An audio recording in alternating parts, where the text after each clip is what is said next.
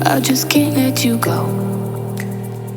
Lord knows that I've tried to. You said I was the only What's one. up, everybody? Welcome to my channel. I'm Sunshinery. Make sure to subscribe and like this video.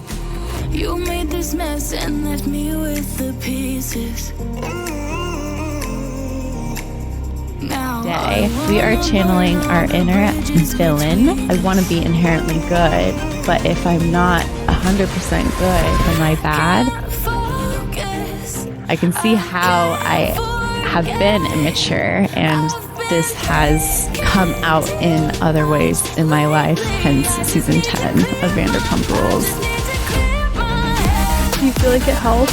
It did, and I feel like maybe even this whole experience helped me get to where I am now. Forces you. It forced me, and I have a voice now, and I feel the most myself I've ever felt. But it's not like I need. What's up, everybody? Welcome back to my channel. We are here for a double dose of Rachel Goes Rogue podcast episode. Chapter 30, Embracing My Inner Villain. Now, the show notes say that Rachel decides it's time to have the conversation about being labeled a villain. She also has a guest with her this week, Kylie Semantics on IG, also known as Kylie Klug, who is a somatic practitioner. She creates space for recovering people pleasers, and she does workshops and things like that. I do find this very interesting because what we're learning about Rachel is she's discovering her more inner spiritual self, and we're going to learn a lot about that and more. So buckle up. Make sure to like this video, subscribe if you have not yet already, and make sure your notifications are set to all. All right, let's get right into it. Welcome back to another episode of Rachel Goes Rogue. This is your host, Rachel Savannah Leviss, and today we are channeling our inner villain and talking about embracing your villain era. But it may not be what you think it is. So we'll get into it. I have a very special guest, Kylie Klug. You may know her from her Instagram. I've been following her for quite some time. Her Instagram is Kylie Somatics. She is a certified somatic practitioner and yoga teacher. Kylie's teachings help clients access the inner wisdom of their own bodies. She believes we all have the key within ourselves to stop outsourcing our healing and unlock potent empowerment from within.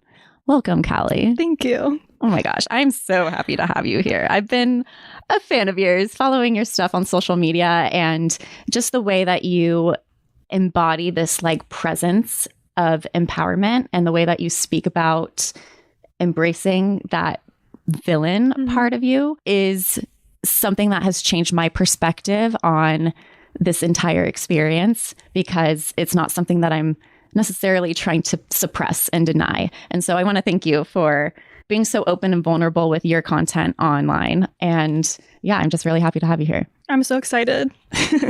So I hear you were voted friendliest in high school. Would you say this is where your villain origin story began? I would say it started even before that. I grew up in like a very pervasive Christian church as well. So I feel like growing up in that kind of context, the line between good and bad, it was so binary, and there was never like space for nuance. You're either good, you're either bad, you're either going to heaven or going to hell. There's no in between. And so for me, I grew up from a very young age wanting to be good. I was like, I want to go to heaven. I want to be a good girl. I want to be perceived as good. And I think that's definitely what won me that title in high school of friendliest, because I was so desperate to avoid any kind of interpersonal conflict. And also I just wanted people to think I was good desperately. Yeah. I kind of get a feeling like these two have similar background stories where they're both people pleasers. They always wanted to be perceived as the good girl, the good person. I just want to be good. I just want to do good. I just want to do everything right and perfect and on track like everybody else wants me to. It seems like they both had that personality going. Now they're embodying something different. And I feel like they're very similar already in that sense of the being. Is that what you guys are getting as well? So then what was the thing that shifted for you? Did you do something that wasn't accepted by other people? And I'm just like guessing, did you feel like this immense amount of shame and felt like you were inherently bad and then have to overcome that? And what was that thing for you? Yeah, I started getting therapy in 2019. EMDR. Do you know EMDR? Mm-hmm.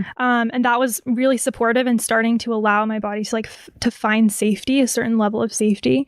And then a few years ago, I think that was like the foundation for that. And then 2 years ago, I went through just like this slew of grief. And one thing about grief is that it's so tiring and exhausting. And with fawning and people pleasing, it's really high energy. Mm-hmm. And so when I didn't have the energy anymore to fawn and people please, I stopped. And all of these relationships crumbled. I had entire friend groups just leave me. They didn't like who I was anymore. And I just felt like the entire structures of my life that were built on this foundation of this contrived personality that I had created to be liked were demolished in like a summer. And it was so traumatic, and it wasn't consensual. Like, I didn't set out for that. Like, it just happened to me. Mm-hmm. And for me, that was kind of how I just was the bad guy suddenly. Wow. And so I was working with Parvati at that time. Yeah. I was doing coaching with her, and she knows that so well. She knows what it's like to not be liked. She knows what it's like to be the villain in people's stories. And she basically was like, you can either claw and, fight your way to tell them that I am good and be understood and put all your energy towards that, which could be futile, or you could just lean into it and be like, and what if I'm bad? And what? Mm-hmm. And that felt really like a release of shame for me. Mm-hmm. And so for me, that's, I think, how I started this work. Mm-hmm. Yeah. It's incredible. Yeah. So those who don't know, Parvati has been on the most recent Traitors, and she's a legend because she completely embraced her villain era and just gives no F's at all, basically. Mm-hmm. How did you guys start working together? During COVID. I mean, I think we all watched a lot of TV during COVID. I got really into Survivor. Yeah. And she's on 4 seasons of Survivor, I think. Yeah, 4. And I watched her in Heroes versus Villains. Have you seen that one? I haven't, no. That one's really good. Okay. You should watch that one. But she is labeled as a villain. Everyone in the tribes, both tribes, actually don't like her. They're trying to get her out. She makes it to the end. And I was just like, this girl has something that I want. This confidence, this ability to stay true to yourself even when everyone's against you. And I somehow found her on Instagram, and I realized she was a yoga teacher and a life coach, and I just needed what she was selling. I started working with her, and I think that's Very how cool. my brand was born, because she basically taught me how to be a villain. Very cool. Well, firstly, I wanted to find out what somatic practices were, because I wasn't quite sure of even what it was. Which people like us are familiar with concepts like mindfulness, centering, and meditation. And that's where somatic practices comes from. And it supports increased focus. It helps with decreasing stress, anxiety, and possible improvements in pain and other physical symptoms. Okay, this sounds great. Now, somatic psychotherapy places importance on awareness of the body's senses and sensations, and it connects with emotions, which somatic experiences is a specific approach that was developed by a therapist, Peter Levine, that focuses on the psychological aspects of trauma. So instead of concentrating on the cognitive or emotional experience, somatic exercises emphasizes internal sensations. And practitioners bring awareness to like sensations of the internal body, such as like hunger, rapid beating of the heart, or itching, and then sensations resulting from the external environment, like your five senses, what you see, smell, taste, things like that. And then it also helps with movement in space that helps to coordinate movement without looking to receive information. So pretty much somatics is a mind-body approach that uses movement and relaxation to increase bodily awareness and wellness. Now, I'm pretty sure we're going to learn a lot more about this throughout the episode, and there's just a lot of different somatic practices, exercises, things that help with pain and movement, and it's a lot. But I do know, like, it comes from that, like, yoga, mindful bodiness, and that kind of therapy background, per se. Now, I did know who Parvati was because I have been watching Traitors too, which you will not believe. I'm on the episode right now where she actually just got sent home and told everyone she was a traitor. Of course, that episode, and we're listening to this now. Now, from the looks of it, Parvati herself has her own kind of website where you can go to, and it says, "Are you ready to build a widely successful life on your own terms? My work focuses on bridging the mind, the body connection. When we honor the sensations in our body and receive the messages of our emotions, we create space."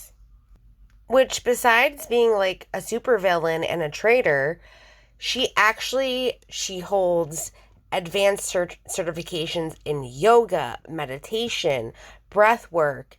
She graduated with a CFJ coaching school and completed 9-month healing trauma certification. And she actually worked with the Somatics co-founder, Peter Levine, and trauma therapist, and a whole bunch of other people. So she has a lot of background in somatic practices, yoga, the mindfulness, all of that great stuff. And this is kind of what Rachel's journey has been going on, or like the path it seems to be going on. We know she enjoyed doing yoga a lot. And now I've seen her out and about at these festivals, but these festivals are things that are connected to different types of therapy and just somatic practices and very interesting things that I kind of know really nothing about, but I'm learning as I go through this. I love that. Yeah, she did something great because I feel like you definitely channeled that and you're not afraid to speak about it. I feel like as females, especially, growing up, we're taught to be small. We're taught not to speak out. I would think 3 times before saying anything. And I didn't want to be disruptive. I just wanted to be the good girl and almost like not be noticed at all. And I also like struggled with that. I want to be inherently good, but if I'm not 100% good, am I bad? And just like really working overtime to monitor. Because if you're bad, it's like, what does that mean? Like, I'm live a terrible life. Like, I'm doomed to be miserable. I won't be loved. Yeah. I won't be worthy of love. Yeah. All of those lies that were programmed in us from a young age. Yeah. Yeah. And I really didn't feel like I was allowed to rebel. And so developmentally, I can see how I have been immature, and this has come out in other ways in my life, hence season 10 of Vanderpump Rules. I can understand what they are meaning by like that's how they were raised. They were taught like you have to be good. I'm someone who, I went to a Catholic school my entire schooling. Elementary, middle school, and then an all-girls Catholic high school. And that was something as well. Like, I had cousins that were, still to this day, did everything right. They're the greatest. And I had to look up to that. And I had to be like that, I felt like. And I did rebel as soon as I got that little bit of freedom and got on my own and started to experiment with things maybe I shouldn't have, and partying in college, and learning the hard way from the mistakes that I was making. And sometimes that's the way you need to find out about yourself, about your life, and who you are. And you're never going to be perfect. There is no perfect. Everyone is imperfect. We're going to make mistakes. We're going to learn from those mistakes. But the pleasing people, that was something that, like, I don't know, I never really had to deal with. I was always taught to be myself, be outspoken, say how I feel. And yes, sometimes that's not good. I dealt with ADHD in schooling, and having that, like, hyperactive personality and going a little crazy and talking too much and having my friends, go slow down. I still get told to this day that I need to slow down, sit down and eat. I was told last night because all I was doing was talking and trying to catch up with my brother who's visiting.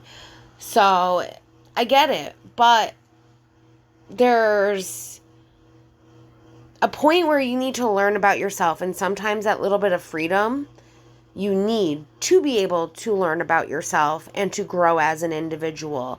And you're not going to do everything right, but doesn't mean that necessarily you're bad because you're not doing it right. And Rachel comes up in also the pageant world, where you have to wave a certain way, you have to walk a certain way, look a certain way, literally, like, physically look with her eyes, the emotions a certain way. And I think that also has a lot to do with her and what she's gone through, that she was, like, held back in that sense, that she felt this was the way she needed to go to be good. And that little bit of freedom and being bad felt so good that she feels guilty now. Was it probably one of the biggest mistakes of her entire life? Yes. Should she have looked towards maybe a friend and been like, this is what's going on, I don't think this is right? Yeah, she should have. If she did, why didn't she stop? I mean, she's learning about herself. She's just learning about herself at a very later age, almost till 30. And I get it. Sometimes when you're cooped up for so long and you finally get that taste of freedom, it can happen. But I also think she likes being bad at times and doing bad things, not necessarily illegal things, but she likes being a petty Betty. She likes having that attitude, and clearly she will continue throughout this to be like, I want to be a supervillain. And it's a whole concept with this mindfulness that we're going to learn about. But just to back up, because you were talking about fawning, and fawning is a trauma response. There's fight, flight, freeze, and fawn. And it's almost like you're trying to appease another person. Can you talk a little bit more about that? Yeah, so the 4 trauma responses are they're reflexive, so we don't really choose them. It's completely chosen by the body. So with a fight response, our body decides that the most effective course of action is to go towards the thing that's threatening to us and fight them.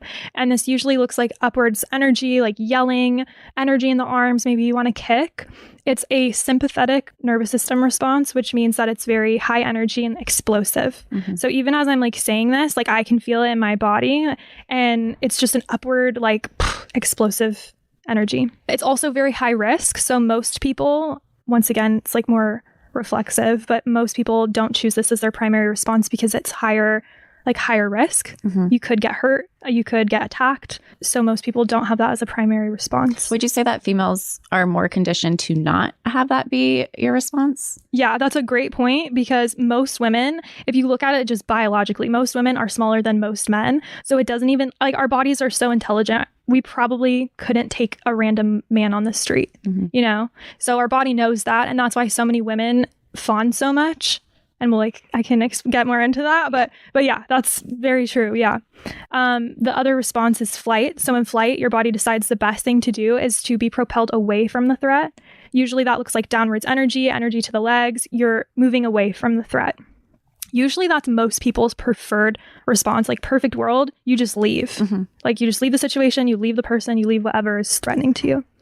And then we have freeze. So in freeze, your body decides, kind of like you said a minute ago, you're like, I almost just didn't want to exist or like be seen. In this situation, your body decides the best thing to do is to not exist and not feel.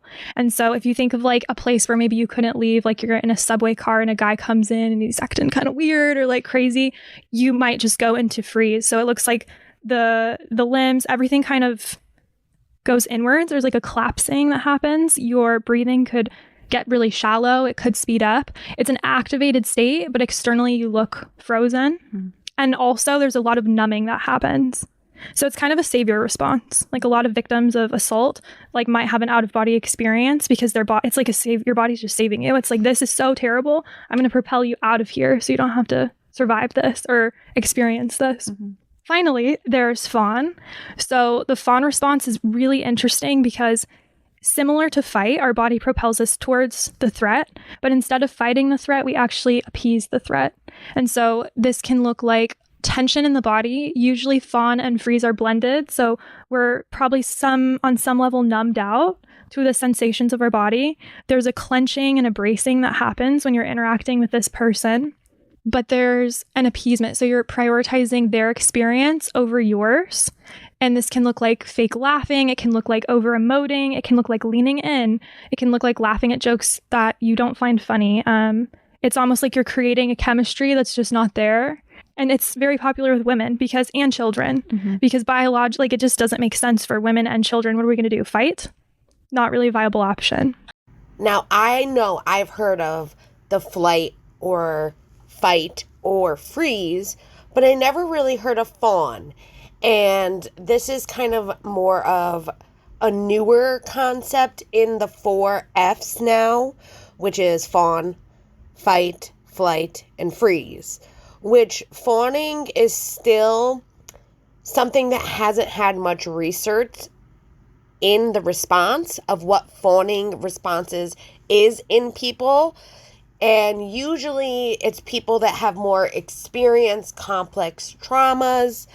And as soon as she was talking about fawning and like what happened, honestly, the first thing that came to mind was Dorit during the robbery on Real Housewives of Beverly Hills.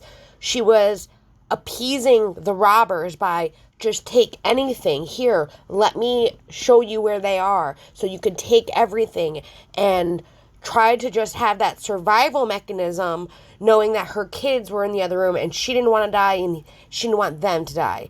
That was the first thing that I thought of. She definitely was fawning, even though she also froze. She was fawning by appeasing the burglars by trying just to give them everything they wanted so they would not harm her and her family. Which I'm not even going to get into the discussion of whether or not that was real or fake. That was just the first thing that had come to my mind when I thought of fawning when she was describing it. I know that they will get much more into this, so let's just keep continuing. Once you realize that you have this trauma response and these patterns, how do you then work to break it? It's really hard. first of all, because it's like we're really good at it. Like I'm really good at fawning and you're probably really good at fawning. And it's something that by the time you're an adult, if you've been doing it your whole life as a kid, you're an expert. Like we could win the Olympics of fawning. So it's so reflexive that it does take time. I think any kind of thing that has to do with somatics and just tuning into your experience of your body is supportive, because if I'm like sitting here talking to you and I like feel nauseous and I'm just like my stomach hurts and I'm feeling clenching, that's information that my body's trying to tell me. Like maybe it has to do with the person, maybe it has to do with something else, but I think just starting to tune in to how is my body experiencing this person, this conversation, that's a really good place to start. And I think Rachel has done a lot of fawning in her life that she didn't realize she was people-pleasing. One, we do know that she was adopted, and she probably always felt that she needed to please everyone to be accepted and to be doing the right thing at the right time always. If not, they would leave her, because that could be a possible fear that she has by being left by her biological parents. I'm not saying that's exactly what's going on, but it's something that is very possible that happens to her. Even with the pageants, she was always taught to be a people pleaser and smile and always be thankful and polite, and you couldn't show emotion, things like that. So she's been fawning for quite a long time of her life, like a very long point of her life. And I can understand getting to that point where like you're just done. You're done trying to please everybody. You know, like you're imperfect. Everyone's imperfect. People make mistakes. And why can't people understand? It's also how you handle those mistakes and you take them as a life lesson. You grow from them and you show others that you are not that same person making those same mistakes. And that does take time as well. Just as it takes time to learn about fawning, you doing it, catching yourself doing it, and learning more about it. And then like learning to prioritize your own needs, like your need for that emotional wellness, because in the fawn response, you are prioritizing the other person's needs and you're trying to maybe even make the environment more enjoyable for that person to maybe regulate their emotions or, you know, not say the wrong thing. So it's like this piece of self-worth that is the underlying thing. I mean, for me anyway, it's like that was the thing that I really realized I am worthy of having my needs met and feeling all of my emotions and like taking back ownership of what's mine and not trying to like read other people's minds and all that stuff. It's probably so hard too, because you're in the public eye and it's hard enough to manage like 5 people, let alone the view of countless people of how they're perceiving you. It was so bad, my fawning response. So good. Yeah, I had the worst social anxiety, like the worst, always hypervigilant of what other people thought of me. And I was a mind reader and all this stuff. And going on to a show like Vanderpump Rules, it's like exposure therapy where I knew I would be able to overcome it with constant exposure, testing my boundaries and my limits and pushing myself. And it definitely, I mean, oh gosh, I'm just so happy I'm at the place that I'm at now. Do you feel like it helped? It did. And I feel like maybe even this whole experience helped me get to where I am now. Forces you. It forced me. And I have a voice now. And I feel the most myself I've ever felt. And that's so empowering. So yeah, it's been this whole journey, but I don't have social anxiety anymore. In my opinion, I think Rachel had a lot of underlying issues even before starting Vanderpump Rules. And if she felt like that the show would help bring out her personality and like take away that social anxiety and be more of a social person, not shy, she definitely gained a lot of confidence from Vanderpump Rules, and she learned, whether it was the right way or the wrong way, to do what made her happy. And she didn't give a fuck about other people's feelings. And that's the thing. Like, yes, you do have to please yourself and you do have to make yourself happy. But you also have to be aware of other people's emotions, especially people that you care about, you love, you consider your friends, family, all of that.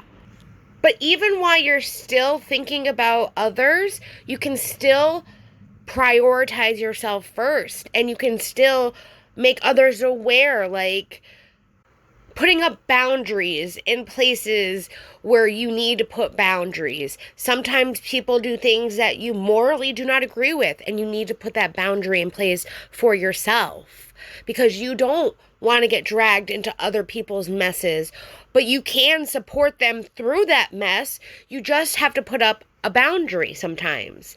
And like for Rachel's instance, she knew that was her friend's boyfriend of 9 years. She chose to not even think about how Ariana would feel because it felt good to her. And that's what matters. Yes, you want to please yourself, but you can figure out right from wrong, and that was the wrong kind of a feeling. You shouldn't be getting with someone that was already in a relationship, especially someone that you also considered your friend. So that's where I say, like, you can still please yourself, but also know right from wrong, and still choose the right choices to have a positive, productive life. And maybe she wasn't thinking clearly, but to me, I just felt like she was putting, yes, herself first, but also not giving a fuck about the people that really cared about her too. And not caring about their feelings and doing things that she knew was wrong that would hurt others, that overcame her feelings because she enjoyed the pleasure of it. It's crazy. And I'm sorry if you hear a dog barking. My brother is still visiting, and that is Ollie, our little visitor for the week. That is my niece. She is a little pup, and maybe I'll post a little picture of her for you guys. But she never stops barking, especially when her dad and mom are not home. Even if I'm sitting with her, she likes to bark. That's not my problem. That's great. Okay, so how can we like relate embracing your villain era into overcoming the fawning response and the people pleasing? Yeah, so for those of us who are recovering people pleasers, we are so used to probably being overly accommodating, like for us in our nervous system, being overly accommodating, overly offering so much, saying so much. For us, when we start to do less and say less and offer less, it can feel like really villainous, like we're being bad people, or like, oh, am I a bad person? I didn't offer them the most. Like I'm not hurting yet in this relationship. That's weird because I haven't given so much of myself.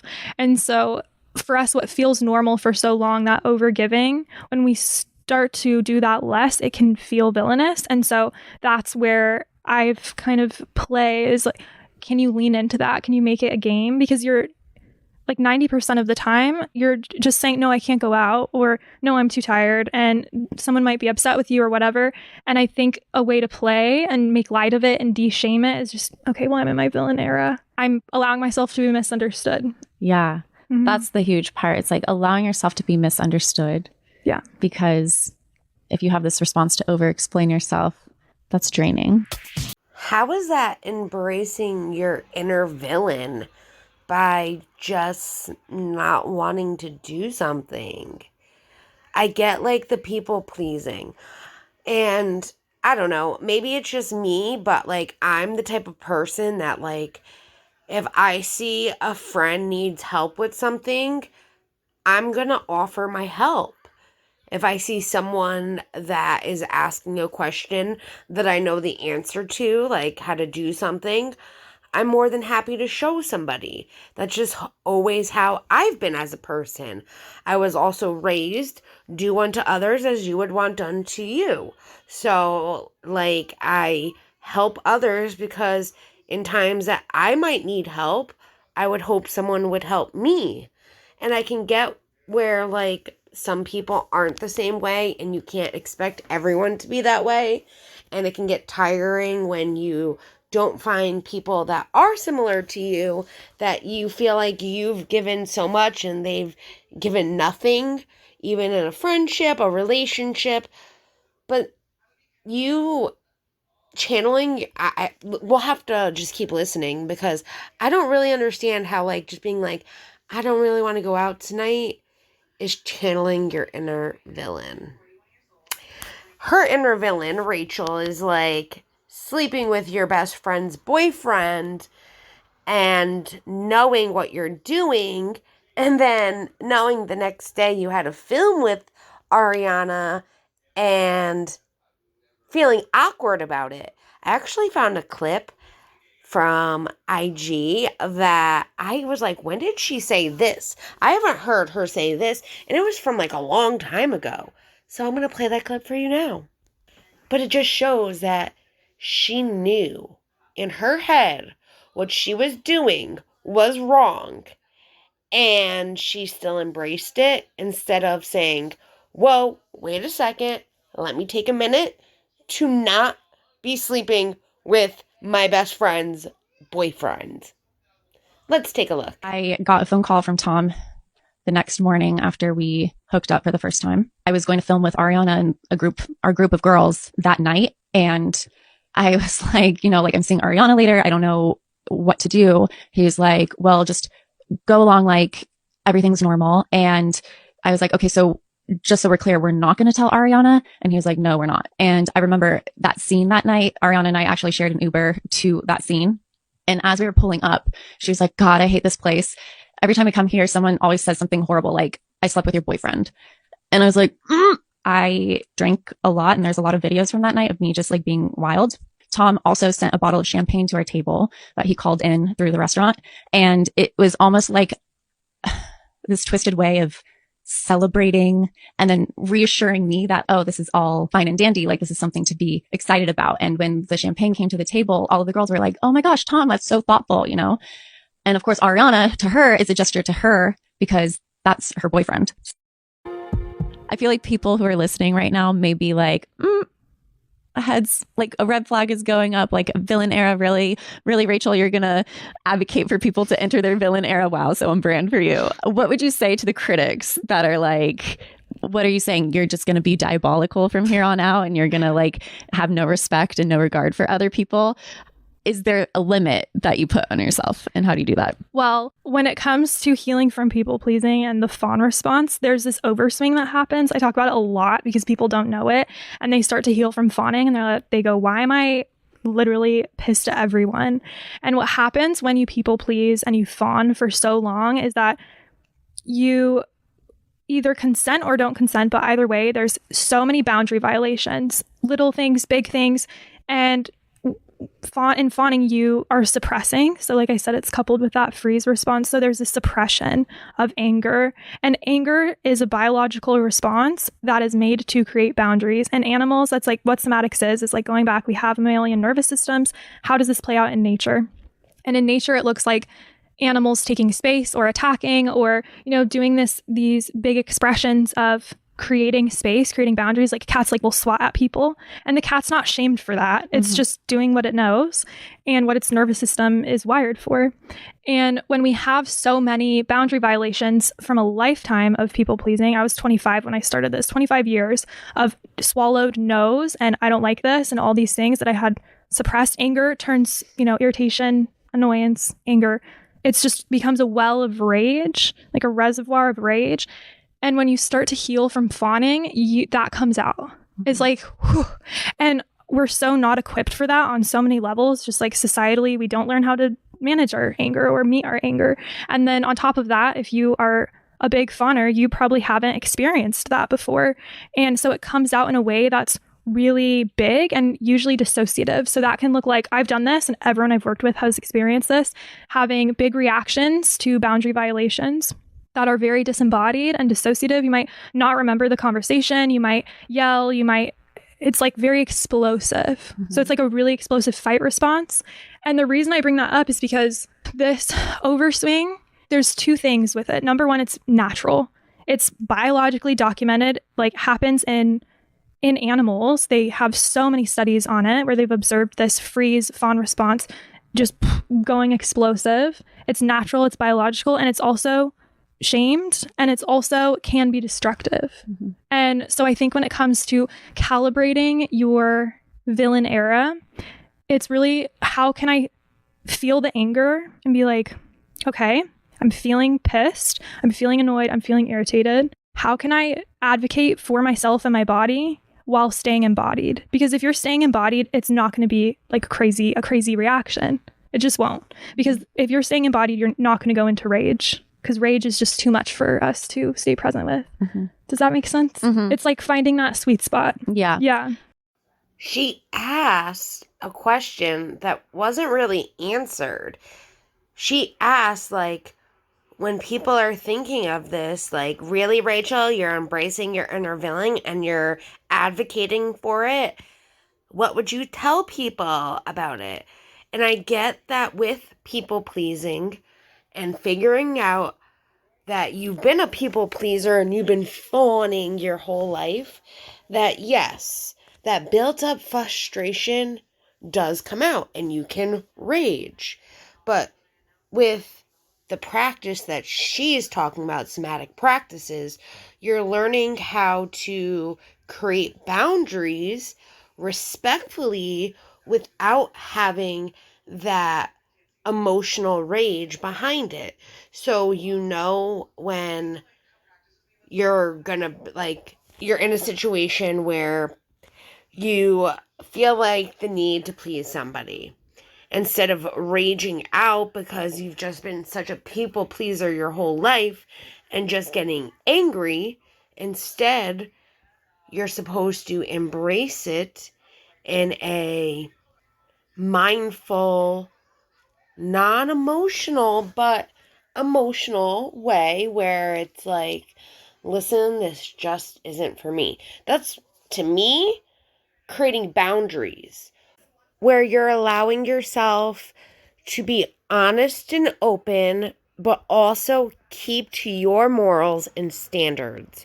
So, like, if you see something that your friend is doing and they're asking you to do with them, kind of a thing, and it's not something you really agree with or want to do, instead of being like, you're being disrespectful and rude and how could you even do that, kind of rage out, just be like, it's not for me. I don't think what you're doing is very helpful, and I don't think that it's helping you at all.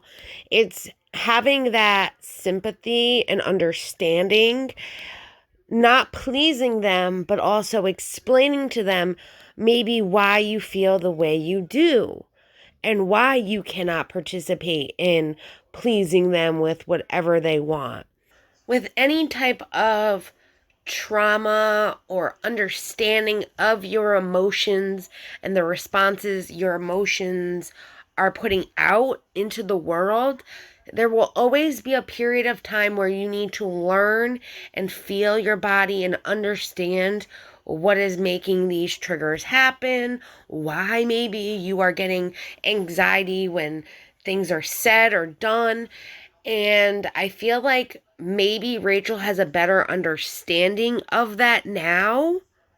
But I also feel like we've seen her do things lately where she has been a petty Betty and a villain and been mean and said mean and just gross things about other people, but has realized that she's done this and then has reached out to people to apologize.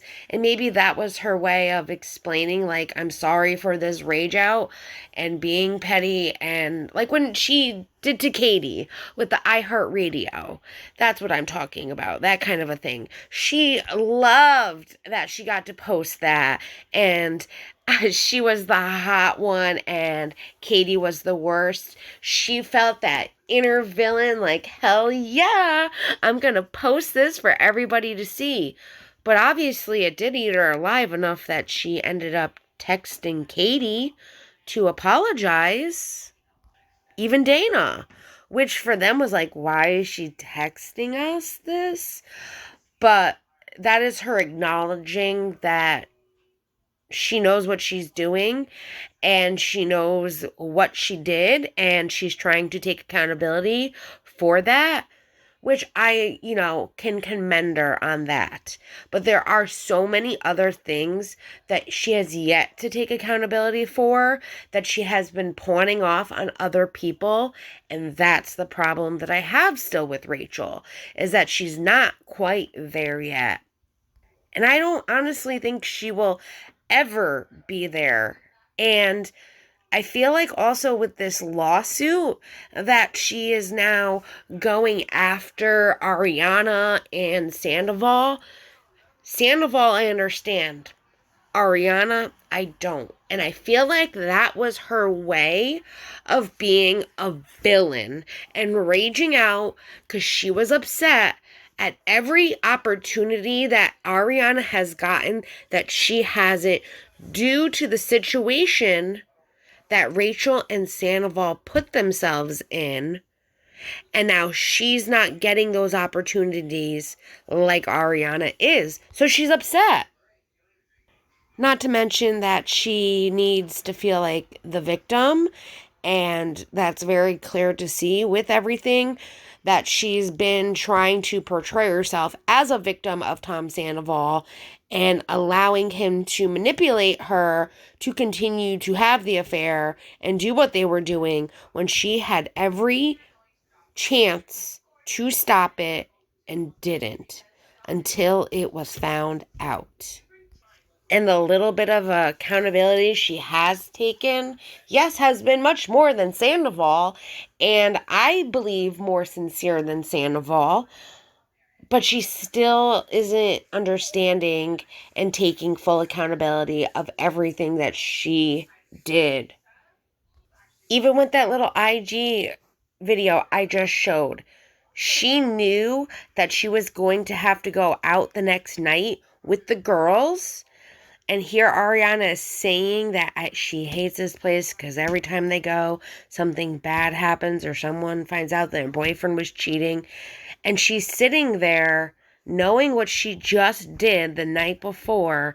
And instead of stopping it at that moment, she chose to indulge in a lot of alcohol to numb the pain and kind of distract herself from the situation and all of that. And that's where she messed up.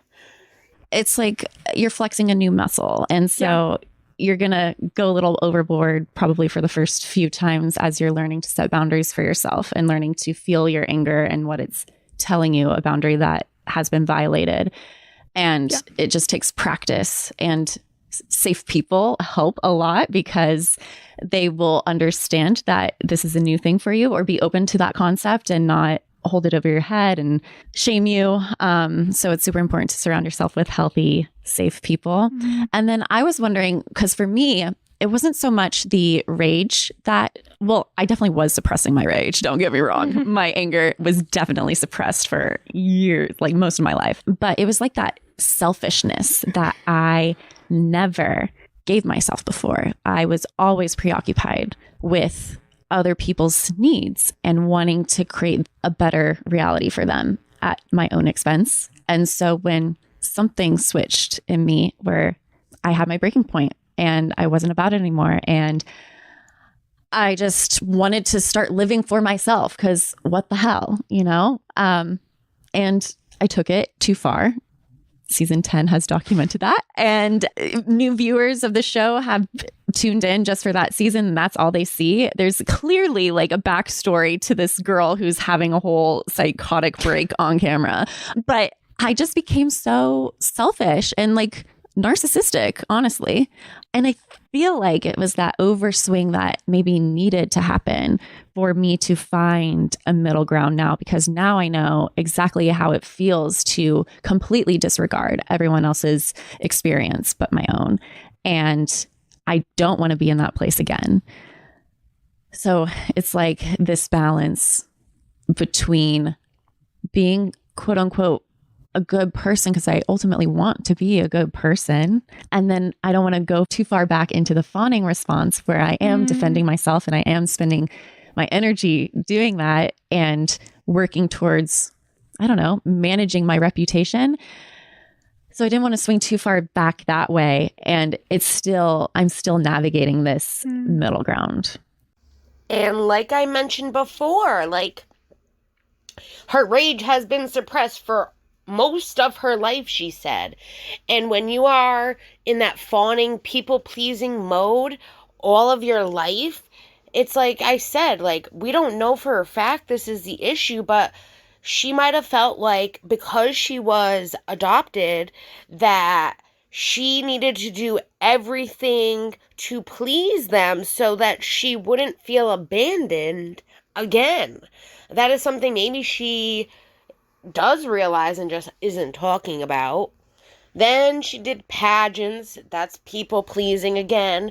And then she got into a serious relationship. One of her most serious relationships was James Kennedy, one of her first.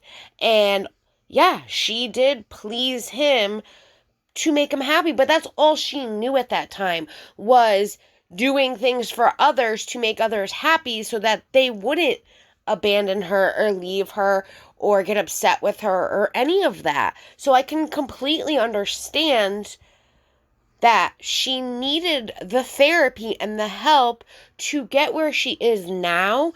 And yes, surrounding yourself with safe people is a key. Very big key.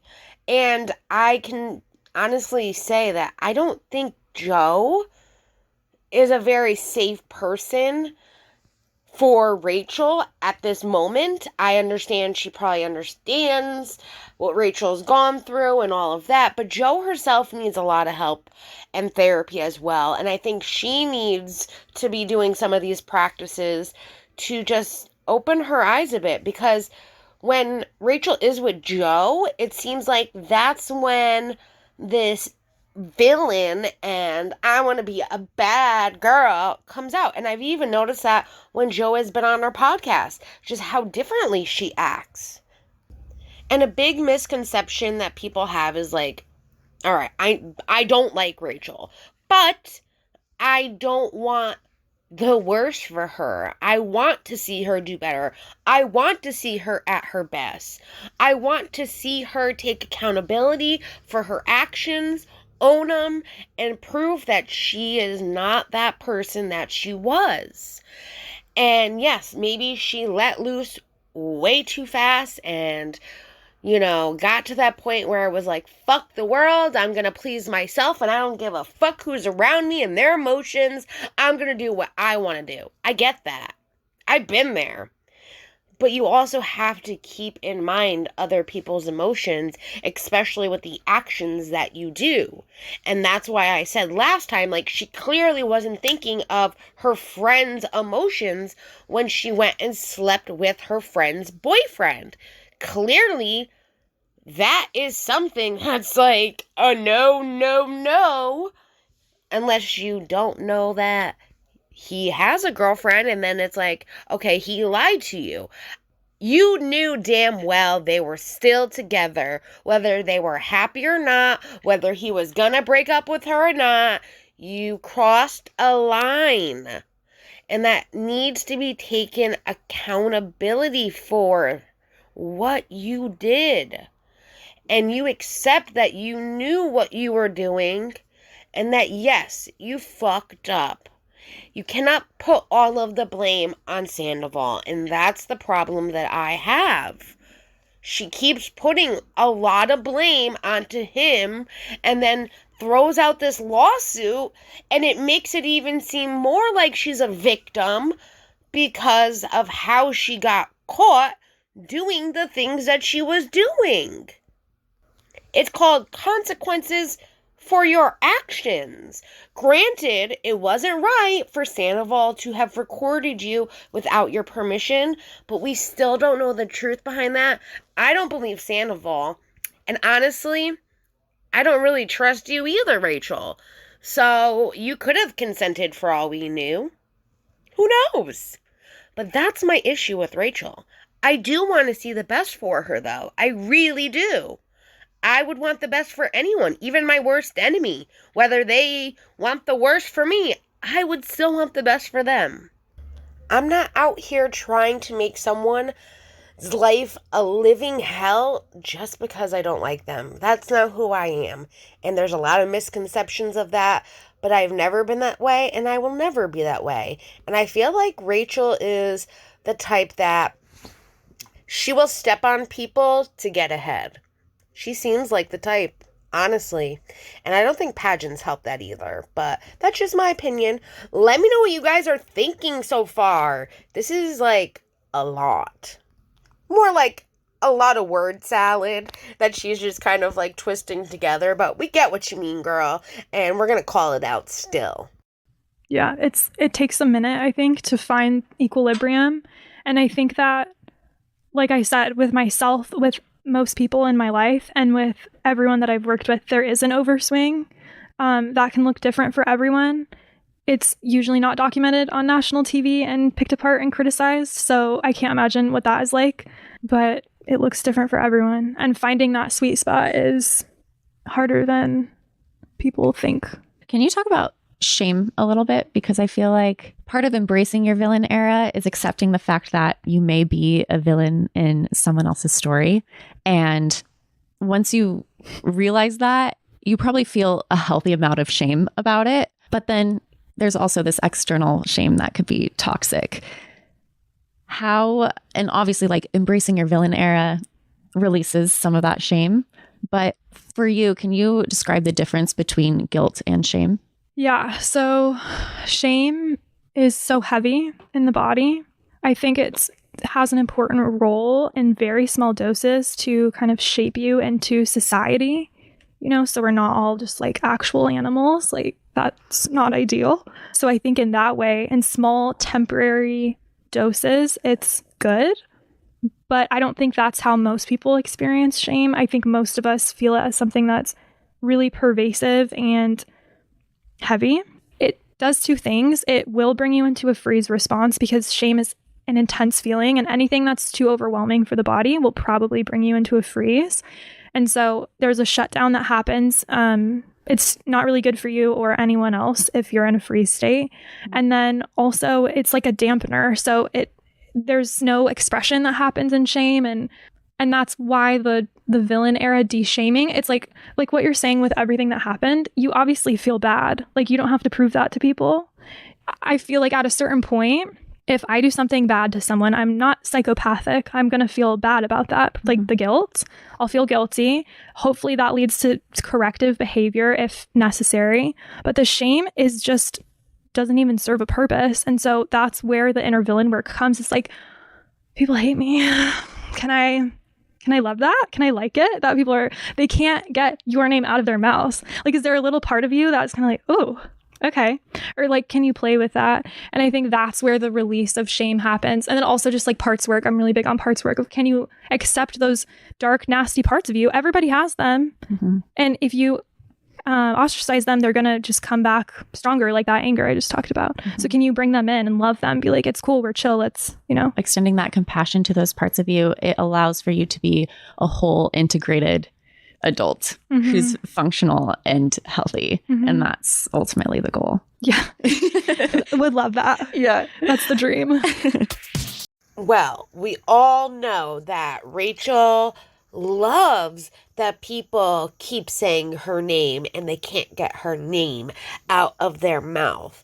Though she will tend to be like, oh, I can't believe they're still talking about me after all this time. They can't ever get their name out of my mouth. Or like her titles reflect like they're still talking about me and I'm not even there. We all know Rachel loves that. Now, I will let you know the difference between shame and guilt. Guilt is related to a specific behavior or action that goes against your own ethics or beliefs. Like sleeping with your best friend's boyfriend, you definitely should have guilt from that, and it should have been against your beliefs to be with somebody who was already committed to another human being for 9 years. Now, shame is a negative sense of self affecting your self-esteem and identity, and may not be tied to a specific event, but in this case, it kind of is. So pretty much guilt is like saying, I did something bad, where shame is saying, I am bad. The difference is that I think Rachel enjoys the shaming because people keep her name in their mouth, kind of a thing. But she knows that she was bad. She knows what she did was bad. Clearly, it affected her in some sense that she needed to go get help to figure out everything that was going on with her mind, body, and all of that because of everything that she was doing. But the problem is, can she admit that she was bad? Like, what I did was bad. I was being bad. I wasn't thinking clearly, and I was doing bad things, and I was acting immorally to what I feel is moral, and I hurt people and didn't give a fuck. And I'm sorry for that. That's where we will never see that kind of a thing from Rachel. She has guilt, yes.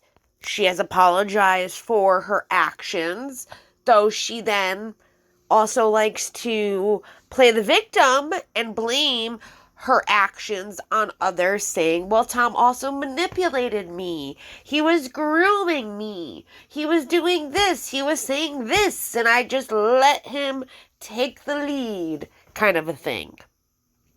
I don't know. What do you guys think? Let me know down below. Okay, what is divine rage? I came from the yoga world, which is very spiritual and we rise above our anger, and anger is not good. And how can you release negative emotions like anger? And that verbiage just pisses me off because that's just not how it works. We live in bodies that are animal bodies. So you're going to be angry, and that anger serves a purpose. And I think a lot of people don't understand that. And that's why I call it divine rage, or divine anger, or divine rage, because it's something that's so beautiful and a piece of the puzzle that a lot of us just don't understand. Wow. Yeah. I love the way that you're able to talk about it because it changes your perspective. So when you're feeling these emotions, you don't feel like you need to suppress it. It's like, oh, this is my divine anger coming up. This is the part of me that's telling me that a boundary has been violated. And now I know it's telling me like I need to advocate for myself and make a change. And that is so divine within you. So just shifting your perspective on these complex constructs that I feel like have been shamed by society is so important to becoming a healthier person. Yeah, I love anger. Yeah. I talk about it so much. I love anger now too. And there was, I had an assignment at the Meadows where obviously my therapist could recognize that I was suppressing my anger. And I had to realize that as human beings, we are supposed to feel all of our emotions, and all of our emotions are, I don't know, it's healthy to feel all of them. And anger is not a bad emotion. It's a difficult emotion. And then I was allowing myself to break out of the denial that I was in that relationship. I talked about it on this podcast before, but like a pivotal moment for me was journaling, doing a fantasy busters list and really writing down all of the hard proof evidence that this person I was involved with was not healthy for me, and just the specifics with that. And all of a sudden, I just was overcome with anger. I had to go for a run. I was not stopping. I was running around the campus. I was screaming. I went to the smoke pit sorority and I was like, Rachel, my friend Rachel that was there, I was like, Rachel, I'm so effing done with Tom. And she was like, wait, what did you just say? And I was like, I'm so done with Tom. And she's like, wait, I need you to say that a little louder. I didn't hear you. And I was like, I'm done with Tom. And she's like, again, I'm done with Tom. I'm so effing done with Tom. And we we're all screaming it at the top of our lungs. We missed our first lecture at 8:15 a.m. that morning, but it was like so therapeutic to do that with other women and just like feeling that anger and allowing myself to share that with other people. It was a huge pivotal moment for me because then I really was like, okay, like these boundaries have been violated. I can now see how I was betraying myself in allowing this to happen, and I'm no longer doing that. It's nice to hear her speak about that pivotal moment that she realized that what she was doing with Tom was not right, and she had crossed boundaries in her life that she had put in place that she chose to cross for someone who was something she desired, she wanted. And what I don't think she's also realizing is she allowed herself to cross those boundaries for the temptation of what it felt like, what she was being led to feel like, whatever she wants to call it. They both crossed boundaries in someone else's life, making Ariana the victim who had no choice in the matter by doing what they did. They hurt her, and she has yet to understand that, yes, Tom might have said and did things to manipulate her, to guide her in the way that they kept, playing it safe and not letting people know and being secretive and don't say anything. But she went along with it. She chose to go along with it. She chose to embrace it. She chose to find passion in everything she was doing with him. And yes, that rage needed to come out. But what she needs to realize too is that rage also should be, why did I let myself do that? Why did I allow myself to cross boundaries I would never have crossed before and hurt other people? She forgets that she is not the victim in the story. She chooses to be the victim, but she is not the victim. And honestly, in my opinion, I think that the way Ariana's handled it all has made her more upset that Ariana has embraced everything that's been offered to her and has taken every opportunity that she can and is now looked up to. And look, she is gorgeous. Look at how amazing she's doing. She's gotten everything she's ever dreamed of. And that's something that Rachel has not gotten. Even when she was doing pageants, she wanted to be Miss America, even Miss California. And she didn't get those opportunities. And I think she's very resentful of Ariana and the opportunities that she got from a mistake that Rachel made with Tom. And I think deep down, she's jealous. And that's where a little bit of the rage comes, I believe, with Ariana. Though Ariana is the victim in this, Rachel, you are not. You might have been manipulated, yes. You might have been persuaded, yes. But you chose to keep it going and didn't stop. And I understand you are not in a clear headspace. But you are not the victim. And you keep making yourself the victim in this story, and you are not. Is anybody else, enraged about that besides me? This is me and my, divine rage coming out. That every time I think of Rachel and her sitting there acting like a victim, that it brings rage to me. You know what I mean? Oh, Lord. I just don't think she gets it.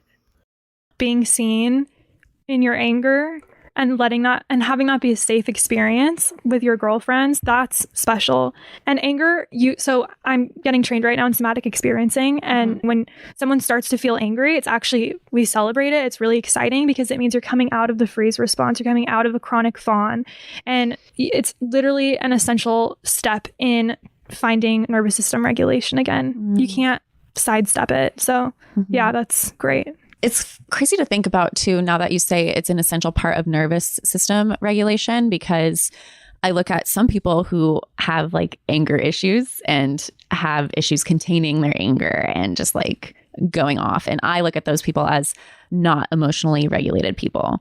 But on the flip side of that, someone who doesn't express their anger at all is also considered not emotionally regulated as well. Yeah. You just don't quite think of it that way. With the villain era stuff, I think a lot of people are familiar with like, oh, she's embracing her villain era.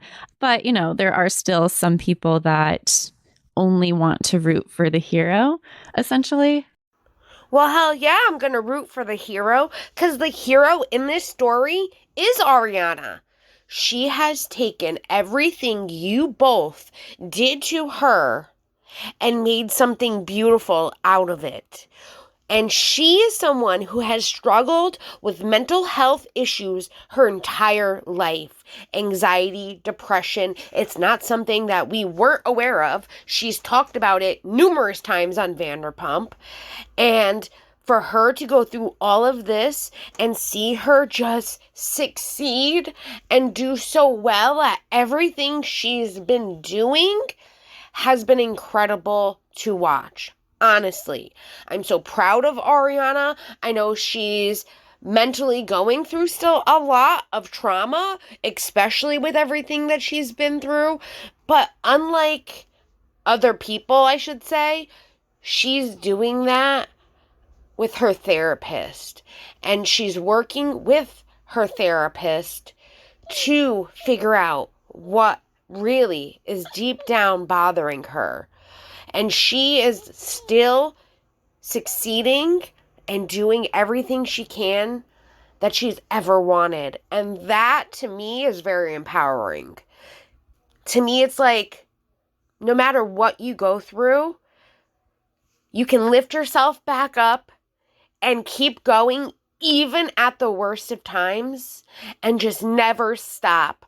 Always keep striving for more and for the best, and you will get it.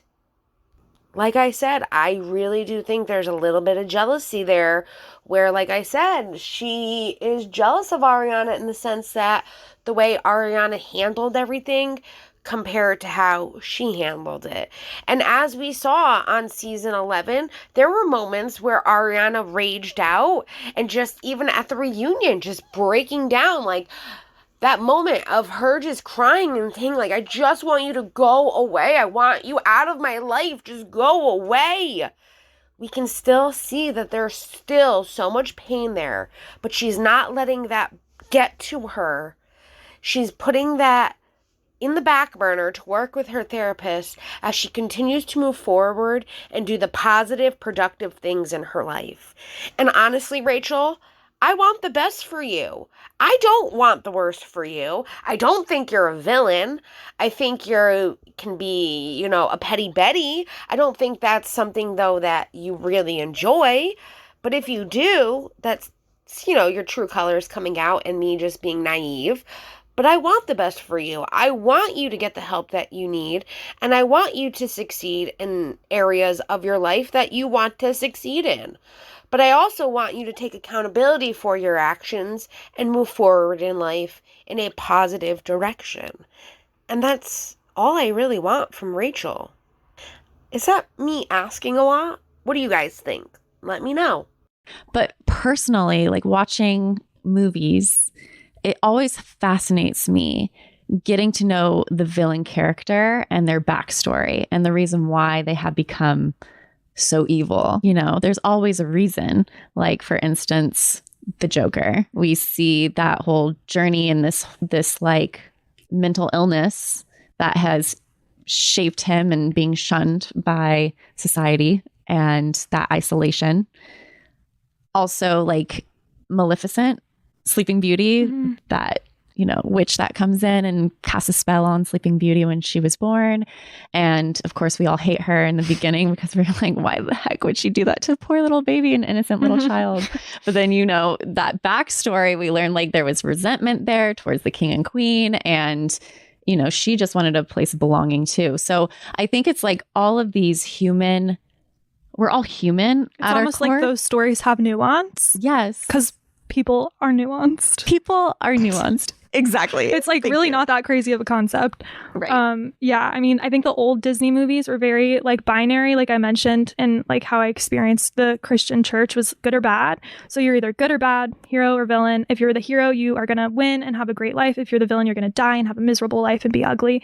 And we like grew up with that. Mm-hmm. And now they're just now creating movies that allow for nuance around the villain. I love that. But yeah, I think like we grew up with this very binary view of villains and good and bad, and it's scary because you want to stay on the right side.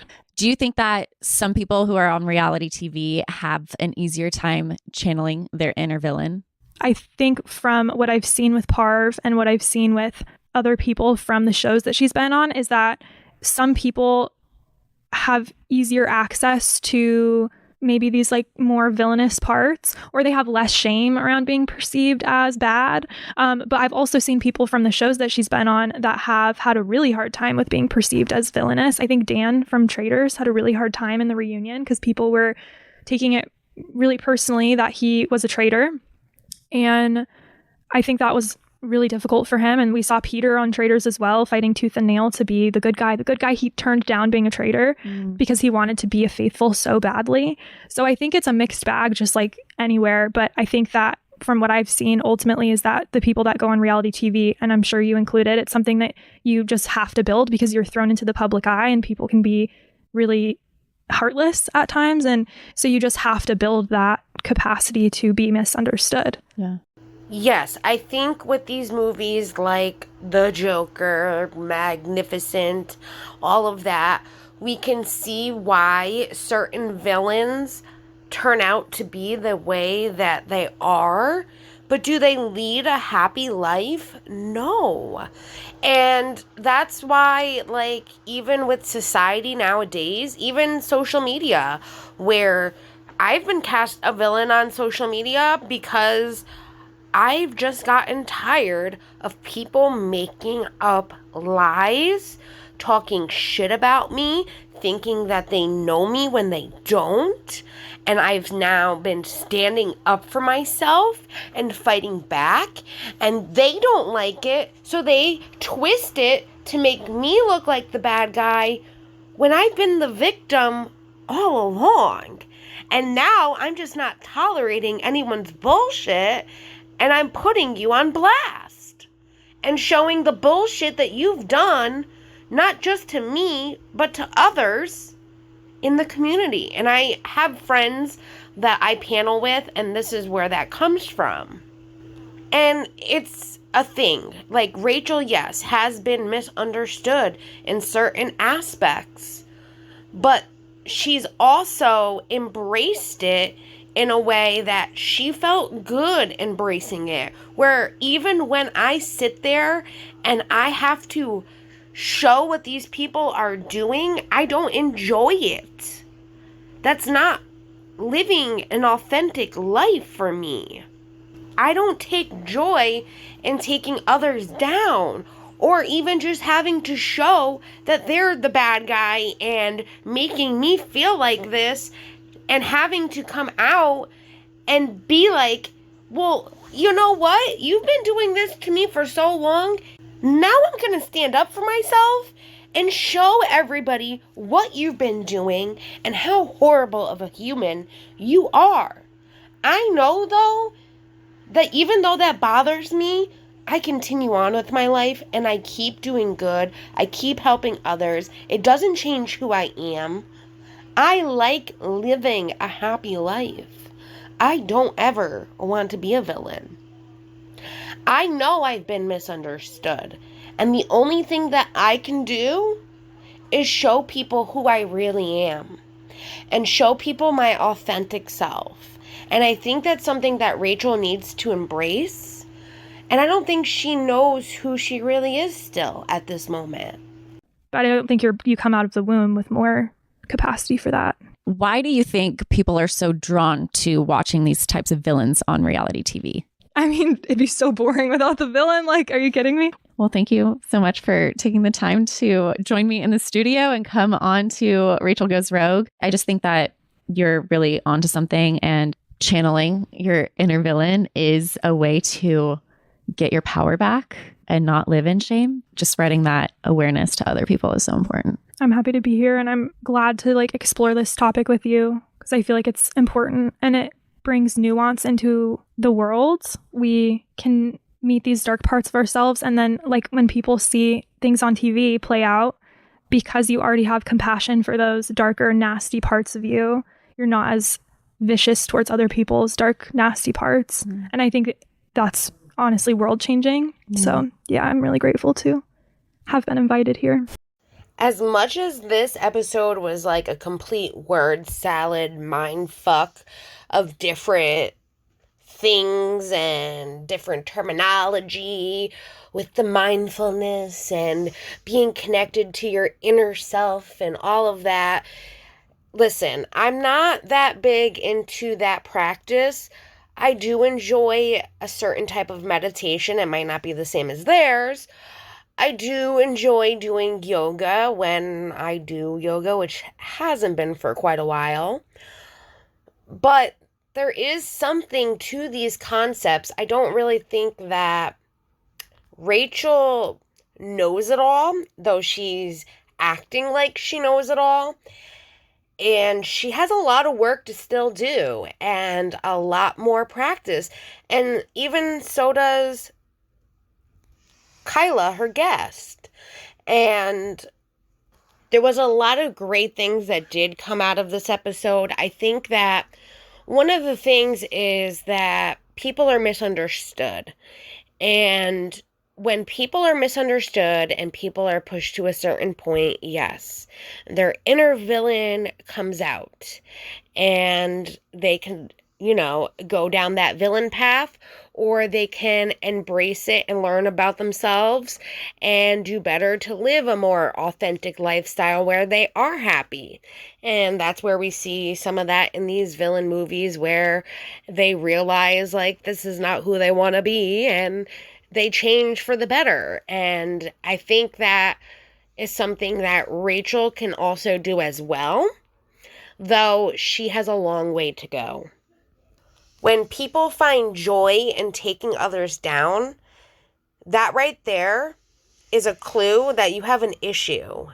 Because your goal in life should not be that you're happy when you are attacking and going after people and tearing them down, or like trying to step on top of them to get ahead. And that's something that more and more people, I feel like, are embracing in this life. And it's something that I have to get used to every day because I've never been the type to overstep on somebody to get ahead. I've always worked my ass off and proved what I have to offer to get ahead, not step on somebody else to get ahead. But that was it for this episode. But before we go, because I am part of a smaller community, I do have a dear friend who is a big time supporter of this channel. She's been here since day one, even with the Vanderpump, though she isn't as much as a Vanderpump fan as I am. She comes, she listens, she supports me, and I appreciate that. She's a wonderful friend. She's been there for me through some of the roughest times that I've had, even here on YouTube and in real life. And she right now is going through a lot of health issues. She is currently in the hospital as we speak, but she's been in and out of the hospital now for the last couple of months, at least 4 or 5 times. And it's making it really hard for her because, as we know, though we go through some tough times, life still continues, whether we want it to pause or not. She has 2 beautiful kids and a husband at home. But right now, all we're asking for is for prayers or any donations to her directly. As you can see on my screen, this is just a little thing that I wrote up for her. If any of you guys have any questions, feel free to DM me, email me, anything. She is a wonderful person, and I'm just trying to help a friend out in a very rough time of need for her. So I just want to put that out there for you guys, because as a community, we come together when someone's down, and she has been down for quite a long time. We've been helping her as much as we can, and now we're reaching out for others to help as well, because she is going through a lot. And please feel free to message me if you have any questions. I'd be happy to answer them. But that's it for this episode. I'm on to the next one. We are going to get these Rachel Goes Rogue episodes out. I know I've been so busy. I've been actually helping a friend build her Etsy shop that's going to launch tonight. And I hope that you all can be there. It's shared on my community tab, so check that out. And if you're listening to this after the 3rd of July, you could still go check out her Etsy shop. It will be on my tab. Her name is Complete Creations. That's my girl Jenny, and she's worked her ass off to get as far as she has with all of this. And I've been happy to be able to help her as much as I can, even being how many miles away from her. I mean, isn't that what friends are for? I mean, Rachel might need to learn that concept, but that's what friends are for. I hope you all have a wonderful day, and remember to keep shining even if your light seems to be dull. Shine bright so you can see the other side. Bye, everyone.